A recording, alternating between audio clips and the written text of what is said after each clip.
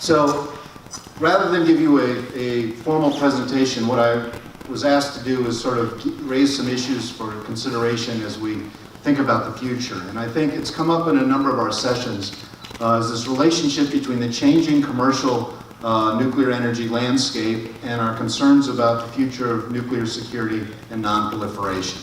And embedded in that are some debates about, one, what is changing in the commercial nuclear energy landscape, and in particular for the United States, there's a very hot set of policy issues turning on the whole issue of the fear that the United States is really falling off a cliff, and I think that sentiment is also beginning to become echoed here in Korea with the new government's less than stellar commitment to nuclear energy on this end. And so there's some real concerns among some of the stalwart suppliers that the landscape is changing and they're going to be playing a much more modest role. And with that, the nuclear security and non-proliferation regimes are going to be tested. And so what I want to do is talk a little bit about that changing landscape, which I think we've talked a lot about, so I can breeze through that, and then focus specifically on these two issues. How do we measure or think about the changing commercial landscape and the role of particular states, like in this case the United States, and is there a link between that changing commercial stature and the security concerns moving forward? Well, as you've heard throughout the seminar, and really I'm sure throughout your workshop, that there is a changing landscape, and with several colleagues who wrote a book a while ago that tried to assess that, and we came up with the conclusion that there was, notwithstanding the praise of halcyon days of a nuclear energy renaissance, we were mostly looking at a resurgence of nuclear energy in the countries that already were heavily invested in. There's mainly the CRICs at the time, which was Korea, Russia, India, and China, and now you can argue there's a question mark about the future in Korea. There was also the sense that notwithstanding the shifting balance in terms of nuclear possessor and then exporters, that the market was going to be rather large moving forward, depending on how integrated the nuclear facilities are into the existing power grid systems. They can range from between 2.6 to some people say over $4 trillion business over the next 20 years.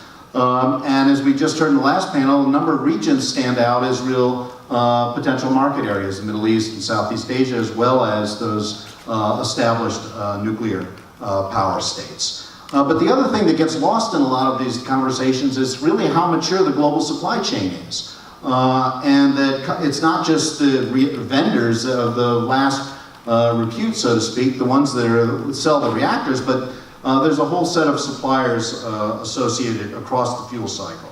That said, in the United States, we can't deny that there are indicators of our decline, given by, even our export presence and looking at our market power, looking at the number of new builds we have, the percentage of baseload power generation relatively flat, but it's going to be challenged by the growth of power demand and challenged by natural gas and others. You see that the market share across the nuclear fuel cycle has shifted dramatically over really a 16-year period. The United States has really witnessed a decline in that market share across many of those segments.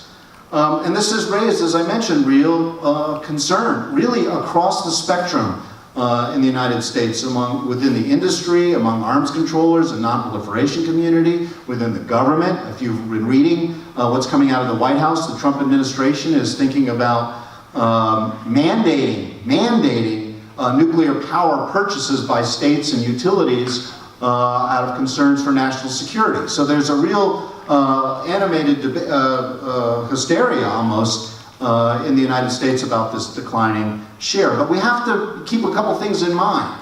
What are we talking about in terms of stature? And how do we measure that stature? Relative to whom?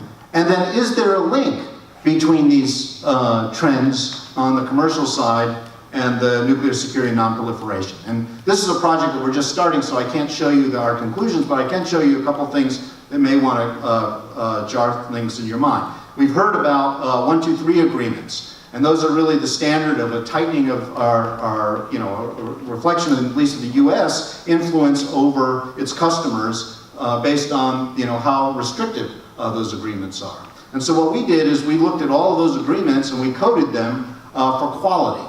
In other words, how restrictive were they? And we looked at about 5 different metrics and we gave them different codes. And one thing and then we pit those against a very common metric of the US decline, which is the number of reactors we're building. Okay, and you can pick market power and you can pick other ones. They all tell you basically the same thing, which is this. The blue line is the number of reactor builds minus the decommissioned in the United States, which are going down.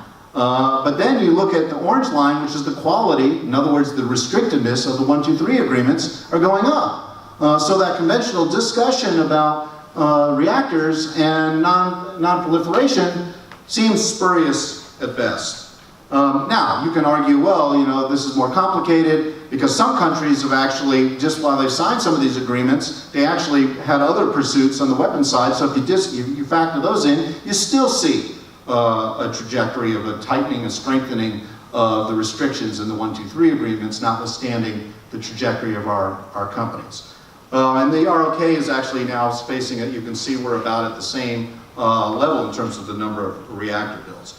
But this is when we do a little bit of the network analysis. This is the results of looking at 450 of the largest companies that work across the nuclear fuel cycle, and we're looking at the relationships that they have in their corporate partnerships, because we're trying to understand which companies are influential, or the most influential to other companies operating in this global nuclear energy space. And so we're measuring this not by dollars and cents or energy flows, but by social capital.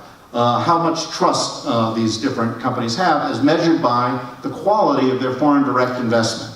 Okay, and so the argument is that the ones in the center are more prominent in those networks, more influential. We're using, again, a between-us score, so it's how important they are to the transactions within that space. And you see one thing that stands out here is that Siemens, until very recently, was the single most trusted party across the global nuclear fuel cycle, with Toshiba and Riva also there. I also have this interactive, but it would take too long to show you that. But the bottom line is the United States companies are all in the core, are all seen as trusted parties to other businesses that are operating across that fuel cycle. So irrespective of the number of reactors we're building, or if we're the vendor of last repute, as I mentioned, we're still quite influential to other companies operating in that space. And this is when you can disaggregate it. This is the red is the macro set of players across the fuel cycle, and the blue are those that are the most prominent in that particular segment. And you can see that particular segment, 3 players are there, but they're certainly disconnected from each other. And those that exist are the Chinese companies that are tied to Westinghouse. And there's also a link to Areva. Dell, a very important player, is relatively isolated in the core. Same thing, SMRs are seen to be a segment for the United States, and you see that American companies are quite prominent there, but they're primarily linked to other entities like Toshiba and Siemens. They're not just isolated. And you can look at the same thing in the Middle East, those companies that are operating in the Middle East. But this is when you just look at these companies by themselves in each segment, and one thing we see is that they're very disconnected, right? So to the extent that there are corporate ties, it has to do with not just looking at who's active in the Middle East, it's who's active, who's linked to other of the main influential players globally across the fuel cycle. And this is looking at, you see how Toshiba and Siemens are probably the strongest linked in an otherwise very dispersed Middle East set of relationships. So the more specific you get, the more isolated these companies become. But it does, when you look at the macro level picture, you do see that the companies that are operating in these different segments are tied to American companies that are in the core that are seen as very trusted parties throughout the commercial landscape, which is a very different picture than if you just look at the number of reactors, market power, et cetera, which are part of the debate. So the challenge is to see, does this relate, correlate with, like I mentioned, the growing quality of the 1, 2, 3 agreements or membership in different agreements. So that's what we're doing in the project. But it gives us some food for thought, and one, questioning how do we measure corporate stature, and then how do we draw the links between that corporate stature and trends in that corporate stature and non-proliferation nuclear security. And I'll be happy to talk more about this later.